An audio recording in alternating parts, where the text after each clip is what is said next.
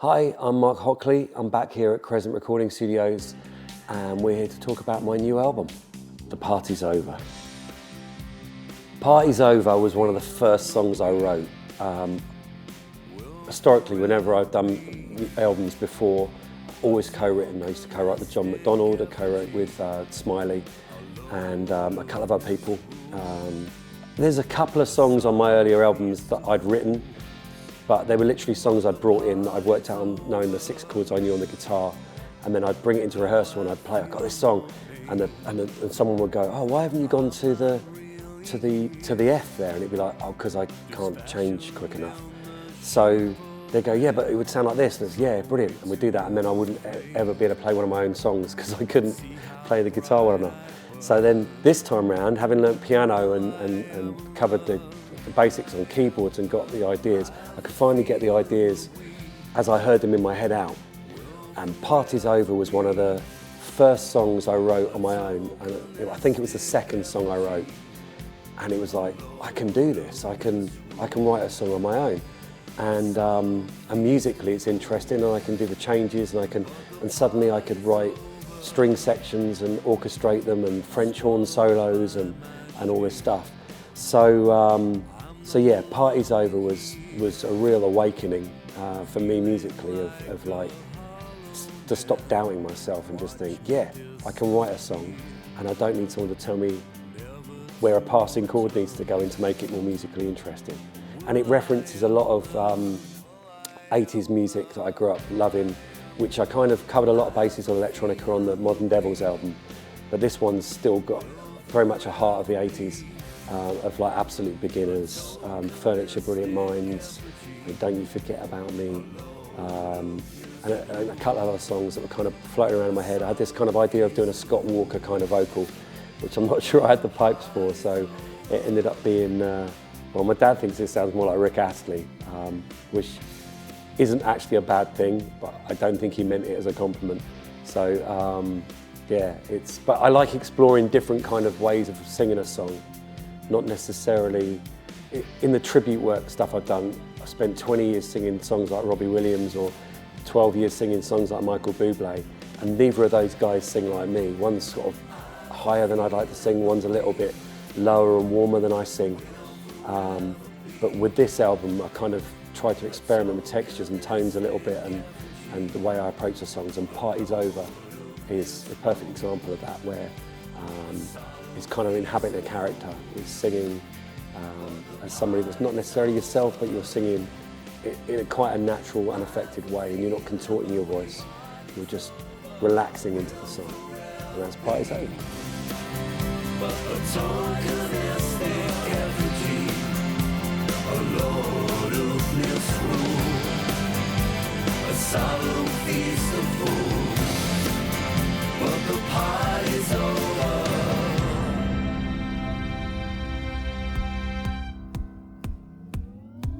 If I Let Go, that was an interesting one because I demoed Unforgettable with this, with a simple loop, and then when we were tracking drums for the record with Smiley, he did this whole big drum part for it, and when I got back, it kind of just pulled too far away from the song where I was going with the song.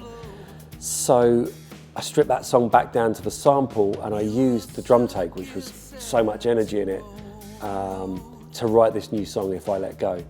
And I wrote the whole song around the drum take for another song. And that was interesting because I've never done that before. I've worked with loops before, but I'd never taken a whole drum track for another song and written a whole new song around it. And we got Paul Geary playing bass, which really pulled that whole song together. Just a phenomenal bass player, and such a joy to work with. And yeah, built this whole track from the ground up, really, from the drums, and it's called If I Let Go. Mission's End was one of those songs where I didn't want to write a song that was a love song. I didn't want to write about something that had kind of been done to death. So I was trying to explore different subjects and topics, and I saw this picture that NASA had released, which was the Earth's orbit with all the space hardware and bits of debris that had got caught around the Earth's field, just like a halo of crap, just around the globe. And I thought that's really cool. I wonder, just as a challenge, can I write a song about that? If I write a song about something I didn't know about 5 minutes ago. Turns out you can. And I wrote this song kind of for my mate Matt as well, because he's a big techie and he loves all that. So I thought I'll write a song about space hardware. And there's a reference in the song to David Bowie's Major Tom from The Ashes to Ashes and Space Oddity. And I thought, well, we'll just revisit that character, even though it's not mine to visit. We'll look at him, and I just had a line in there, because it was all about space and referencing Bowie, I just put in there about Major Tom is strung out in heaven's high, which is a complete lift from Space Oddity. And then I really wanted a theremin, but I didn't have a theremin, and I couldn't find a decent sound effect, so I whistled it and just did my best impression and just kind of EQ'd it and kind of got it. So I think it sounds kind of close. If I get spare time one day, I'll sit and learn how to play the theremin, but for now, it's fake and it's just my whistle. Little Devils is probably the poppiest, the most pure pop song on the record. It's just a fun little tune, and the video that I used for it was just this film that I found that was in public domain by George Malais.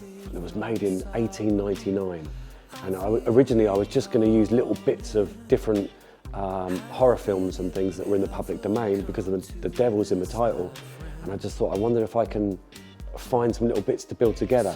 And then the very first video I watched that I found on a website that had public domain content was this Devil in the Convent by George, and it worked frame for frame to the point that I ended up not doing any editing, and I used the silent movie exactly as George had made it. The Axe Forgets was inspired by an episode of Star Wars Andor. There was an episode called The Axe Forgets, and I thought, that's cool. There was a line of dialogue in the show that said, "The axe forgets, but the tree remembers." And I later read up about it and found that it was based on, I believe, an Indian proverb. And I thought, that's cool.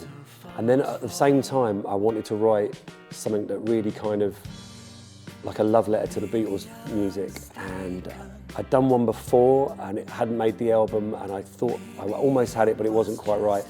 So with this song, I took that title, The Axe Forgets, from the Andor episode, and thought, well, they wouldn't just use the proverb. Lennon would kind of, that kind of, it's getting better all the time, it couldn't get much worse humour. I thought, what would Lennon do? He'd do something probably that was a bit more, the axe forgets, it's not so easy for the tree. Just kind of a little bit throwaway, a little bit kind of, a little bit pithy, a little bit English. I thought, yeah. So I wrote the song from that point, and it's, so it leans heavily into the Beatles, different eras of Beatles really. You've got a bit of the Indian thing in there, but you've also got that classic Beatles pop. I mean, the way I laid up the harmonies and everything it's just a love letter to the Beatles really, based on that title from Star Wars Andor. Singing the Blues is the only song out of the 50 or 60 songs I wrote for this project to select the album from. It was written away from the studio, away from instruments, had nothing. We were on holiday and we were in Mexico, and we were on a day trip to Chichen Itza, and we were driving, it was like 8 o'clock in the morning, 7:30 in the morning. We were on a little minibus going to Chichen Itza. My wife was sat in front of me, and I was just sat there looking out the window, and it was our wedding anniversary, and I wanted to write just a sweet little note for her. So on my phone I was just writing a little sonnet or something that then I passed over to her. And during the early part of the bus ride, we'd been chatting, and there was a guy there that had been a banker for Lloyd's, and he'd retired, and there was people talking about their life experience. And I kind of put all these characters into this song with a little bit of artistic license.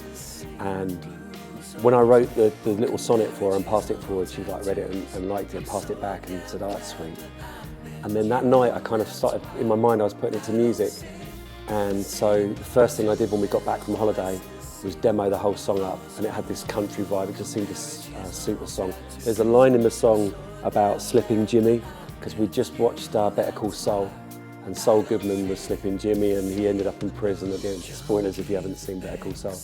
He ends up in prison at the end, so there's a little bit of that in there. Just little character studies, little vignettes of narrative.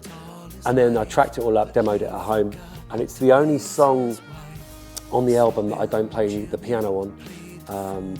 Pete, my piano teacher, played piano and bass on that song, absolutely nailed it. Because when I played it was just a little bit stiff, and he played it and it just flowed beautifully. When I first played him a song, he went, "Oh right, yeah, you've done this." And I was like, why doesn't it sound like that when I'm playing it? So I got Pete in. Pete played piano, tracked the bass, they married together beautifully, and then Simon Small on guitar, just classing the whole place up over the top. And it's just a really lovely song. Unforgettable is just about the modern day obsession with our phones, and that kind of thing where you get caught scrolling on Instagram and you just get caught in that loop of like, oh, and you just scroll till you see something else you like, and then you look up and 40 minutes have gone by. And it was just about that really, and about 24-hour news and our obsession with things that depress us, like shit happening in politics, war around the world, and that kind of like, you want to forget about it, switch off and just relax, but then you keep picking your phone up and checking. So it was kind of that. Musically, some great horns from Pete, my friend Peter Wright, who's the patient man that taught me piano. He's one of these flash Harrys that can, play saxophone and trumpet and piano and bass and guitar and sings and looks like Sting. He's multi-talented, and he did some. I had some samples that I worked the part out and wrote the arrangement, and then he put some nice real horns on the top of that, really lifted that part. So that was cool. And on bass, I managed to get Paul Geary from Nick Kershaw's band, amongst many other things. Nick Kershaw has been a massive influence on me. The reason I write songs I started writing songs as a 9-10-year-old kid because of hearing the riddle. And Paul came in here and tracked bass. Initially just come in to play on that song, and then we played on some others we were working on, and he played on those. And then he came back and played on the Modern Devils album and a lot of this album as well. And to get Paul to play on that was great. So that's Unforgettable. Lucy Lowery I got the East West Sounds Composer Cloud Fab sound pack. The title, the name Lucy Lowery, comes from the Lowery organ sound that was used on Lucy in the Sky with Diamonds. So I thought, okay, well I'll write a song about this fictional Lucy Lowery. My wife was cooking dinner, and I kind of had the first verse and chorus done when I went up for dinner. And after dinner I played it to her and I said, "What do you think?" And she's like, "Oh, that's really nice." I said, "Is it a bit too sweet? Is it a little bit too cutesy? Should I twist it?" And she's like, yeah, go on then, do that, see how that goes. So I went back down to the studio, wrote the second verse. So the first verse of Lucy's all kind of like, if we can't be together, I'm going to write you a letter, I'm going to put my feelings down in this letter.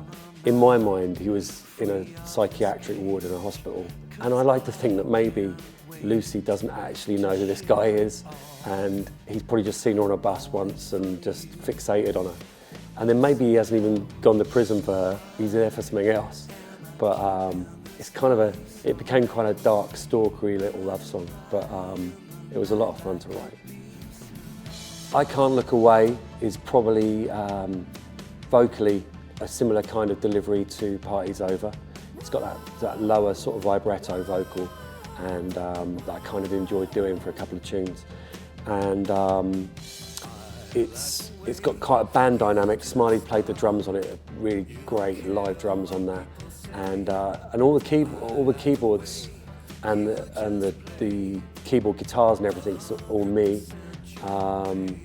But it sounds like a band, which I really like about that song. It's just a lot of fun. It does, as the song builds and as I was writing it, I realised it was almost becoming Give Me Shelter by the Rolling Stones, which I kind of lent into by the end of it, because it just kind of lifted the whole song. But it's got kind of like a ska guitar kind of part, even though it's a synth part. I just really like the dynamics in that song. It's a good, fun, lively tune. By the Canal was, for the longest time, my favourite song. They're all your favourite when you've just written them. You think, this is the best song I've ever written. And then you write another one, you go, no, this is. And, but yeah, By the Canal, really, really proud of that. That's kind of a film noir, cinematic, spy story. And again, what I really tried to do with this record was step back from that kind of like, I love you, you love me, or I really like her, but she's with him, or that kind of narrative. I wanted to explore different things. So there's songs about space hardware, there's songs about spies meeting people by canals, there's psychiatric wards with mental patients writing love songs about people. Just weird, eclectic little stories. And By the Canal is quite a simple tale about a guy going to meet somebody, an informant, down by the canal. They should have been there 20 minutes or so ago, they're not there yet, where are they? And he's starting to get a little bit paranoid. And then in the third act of the song, he suddenly gets taken out. And just as he drops to his knees and gasps with his last breath, he sees the woman he was supposed to meet standing there with someone else, and he's been double-crossed. So that's basically it. But it's just such a dark song, and I got to sing a little bit different in it. My dad hates this song. It's the only song I think I've ever written, and my dad goes, I don't like that. And I said to him, well, they can't all be show tunes, you know, they can't all be like bells and whistles and happy clapping, and like, I just think he found it a little dark, but I love it because it's dark. It's just such a cool song. If I Can was a challenge because I wanted a stripped back piano vocal kind of song with just a simple cello arrangement. But I'm not the best piano player in the world. So I've been having lessons for a couple of years, but I'm the worst student. I don't practice, I get bored. And I learn something, and the minute I've done it, or like a song, if I've written a song and I start writing another song, I forget what the chords were for the other song. I can't wait to get out and do these songs live, but I'll have a band or I'll have a keyboard player at least, and I won't be sitting at a piano playing because I'm just not a very good piano player. But what I am hopefully good at is writing songs and textures and sounds, and choosing what colours to use off the palette, and putting them together and making something that's interesting to listen to. This song almost had to have Pete. I nearly called Pete off the subs bench to play piano on this, but in the end, I got it. And If I Can was just ended up being the perfect closer for the album, because it just comes full circle at the end there, and it's just so exposed and raw, but it's just a really sweet song as well. And it's basically about what happens after we're gone and what happens to our loved ones after we're gone. And it was just my way of saying to my wife and my family that if I can be there somehow after, I'll be there looking out for you, and just look for the signs kind of thing. So it was like, I'll be there if I can, and that was the heart of that song. Lastly, but not least, Mr. Damon Sawyer is an absolute god, and I like writing songs, but my ears have made of cloth, but this man is quite special, and I'm here at Crescent because he's here. This is our 4th album together in 20 years. He's just got a great set of ears, and we've just got a really good shorthand. We work really well together, and it's just a joy to come in every day and work with him and watch these songs take shape. So I hope you enjoyed the record. Thank you.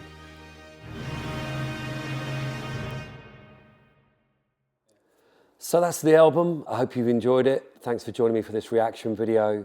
If you've got any thoughts, any questions or anything, drop me a message, put a comment below. Thanks for taking the time, and I'll see you for the next one.